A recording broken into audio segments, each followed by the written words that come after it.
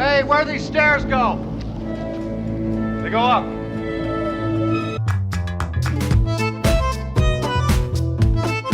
In The Empire Strikes Back, Harrison Ford was supposed to deliver a long line full of complicated technical part names while fixing the Millennium Falcon with Chewbacca. Instead, he got fed up with the jargon and blurted out the now classic line, This one goes there, that one goes there, right? In Trading Places, Don Amici fumbles while trying to catch a money clip.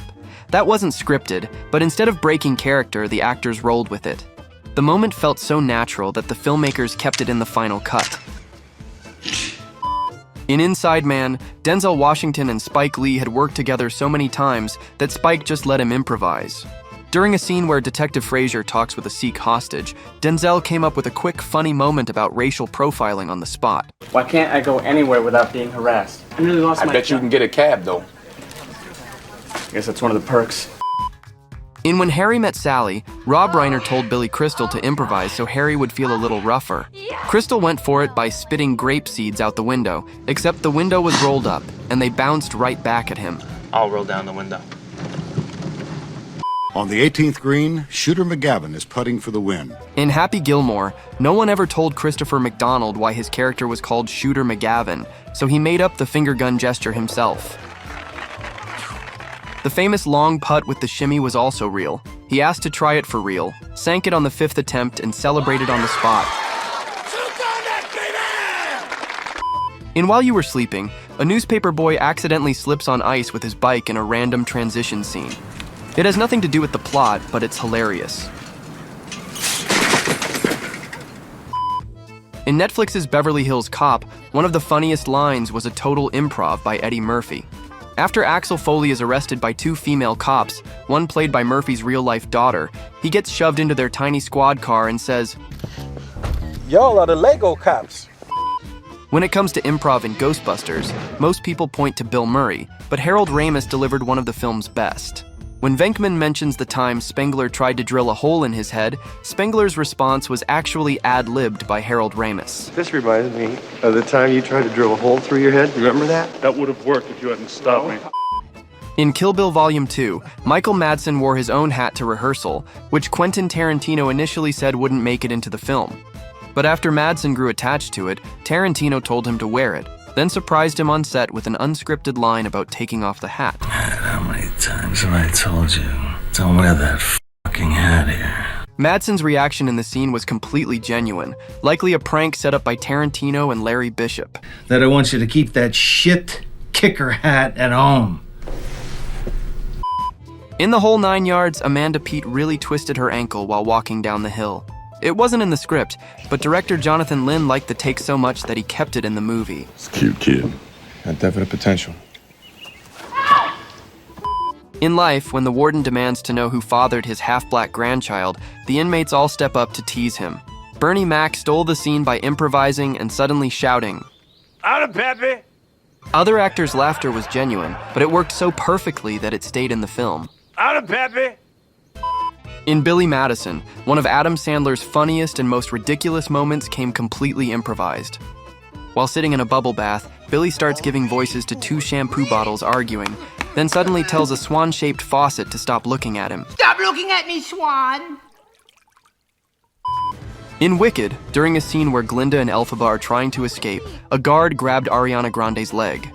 She quickly threw out an improvised line, and it was so funny that the actress playing Elphaba completely broke character, forcing the scene to be reshot. Give me my leg! Give me my leg! In My Cousin Vinny, the pool hall scene gets an extra laugh when a local bites into a drumstick and pulls the whole thing clean off the bone. It wasn't planned, but it looked so funny they kept it in the movie. In Walking Tall, when The Rock pulls Hamilton over, he was only supposed to pretend to smash the Porsche's taillight, with the braking sound added later. But no one told him that, so he actually smashed it on the spot. Sir, get your tail lights fixed. It's your last warning. Only afterward did he realize it was a $90,000 rental car. In Two Guns, Denzel and Mark Wahlberg went so far off script that they couldn't even remember what was written. One wild bit involved Bill Paxton forcing Denzel into a Russian roulette game with his crotch. That's not something you find in a script. A.K.A. Bobby Balls. Clean and shaven. In Avengers Endgame, Rocket's sudden boo to scare Tony Stark and Bruce wasn't in the script. It was improvised, and their reactions are totally real. In Ocean's 11, some of the funniest moments were improvised, like Don Cheadle covering himself before setting off the EMP. And Bernie Mac came up with this hilarious line on the spot. Joe, what you want from me, man? Want me to get on the table and dance? In Prisoners, some of the scariest moments weren't in the script. In one scene, Melissa Leo thought Hugh Jackman didn't look desperate enough while drinking a spiked drink, so she pulled a gun and made him drink more. Little more, Mr. Dover. Little more. Later, when Jackman threatens Paul Dano with a hammer, he suddenly smashes the sink for real. Terrence Howard's shocked reaction is genuine. He didn't know Jackman was going to do it. Where's my daughter? In True Romance, Dennis Hopper threw in an unscripted insult during his tense standoff with Christopher Walken. Your part, eggplant. Walken, not knowing the term's meaning, fired back with a bizarre fruit reference of his own. You're a cantaloupe. The odd exchange wasn't in the script, but Walken's delivery made it unforgettable, so they left it in. Your part, eggplant. You're a cantaloupe. You can act like a man! What's the matter with you? In The Godfather, Marlon Brando's smack to Johnny Fontaine wasn't scripted.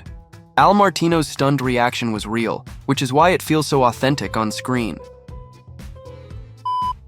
In Collateral, the shot of a coyote crossing the street wasn't planned at all. It just happened during filming, and Michael Mann liked it so much he left it in the movie. Fat guy in a little coat. Fat guy in a little coat. Don't. In Tommy Boy, Chris Farley improvised the famous fat guy in a little coat bit during the hotel scene. It was something he often did to mess with David Spade off camera, and this time he tried it while the cameras were rolling. Fat guy in a little coat. Take it off, kid. I'm serious. In 22 Jump Street, Jonah Hill was attacked by a real parrot during the car chase. His panicked reaction is real. In Dumb and Dumber 2, Jim Carrey improvised most of his lines in the mental institution scene at the beginning of the movie. I want to see if my lizard's still spitting straight. In The Good, the Bad, and the Ugly, when Tuco runs through the cemetery, a stray dog suddenly runs alongside him. Eli Wallach glances at it and slows for a moment, expecting the director to yell cut. However, the director kept rolling, so Wallach continued the scene and it stayed in the movie. In Star Trek Voyager, there's a scene where an alien's face suddenly puffs up due to a makeup trick the actor discovered by accident. Kate Mulgrew wasn't told about it, so her reaction on screen is 100% genuine.